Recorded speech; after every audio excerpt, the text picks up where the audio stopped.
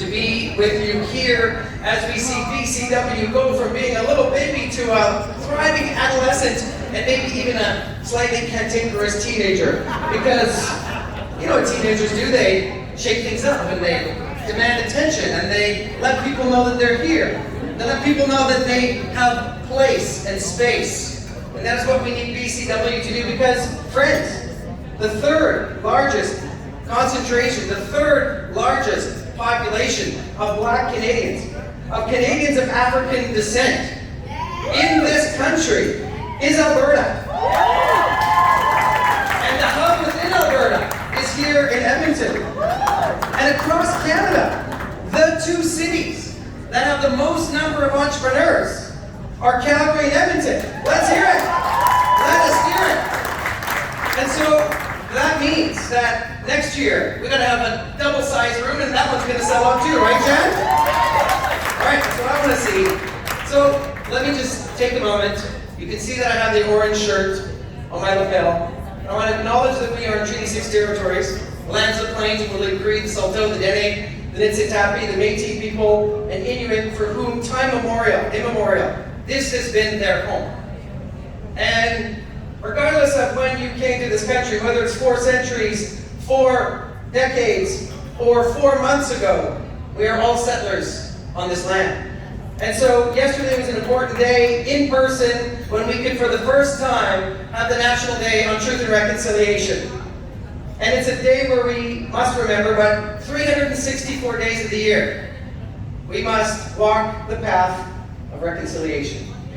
And that is a gift that we can give our children and the children of Indigenous families, that we will walk that path together with them. And so I want to say, Jeanne, félicitations, chapeau, génial.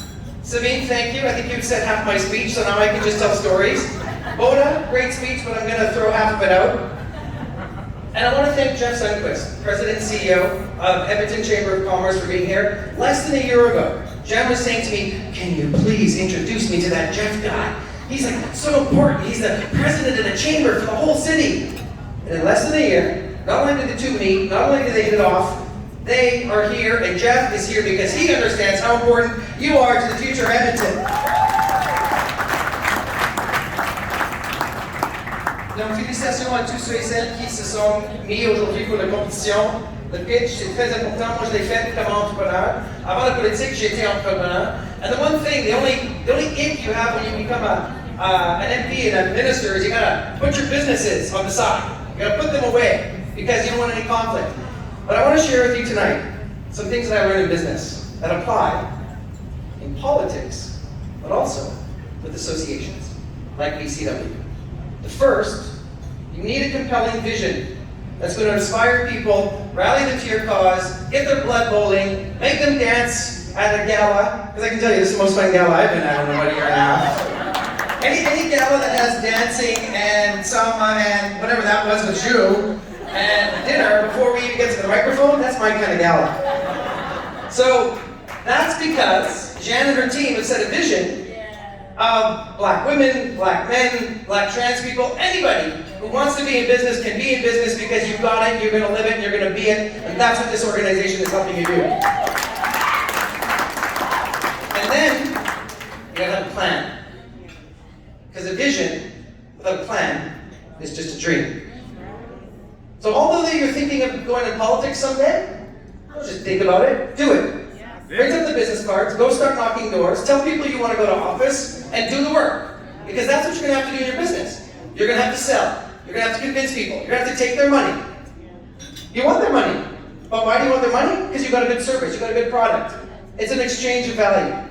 So if you can sell, you're going to have a great business, and that vision and that plan tie together. And I know that Jan has had an amazing plan. And that's why we're here today. Teamwork. None of this is going to happen alone. Right? So you got to find the people, you got to have the teamwork, you got to have the dynamics, and you got to make sure that the right people are on the right seats or the right part of the bus. And guess what? Some people are not going to stay in the bus the whole time. It's okay to let them off.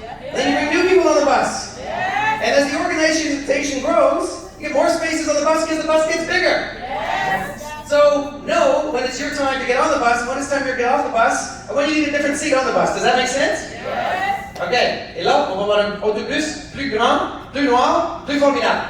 Oui? C'est cool now, d'accord. All right, you got that.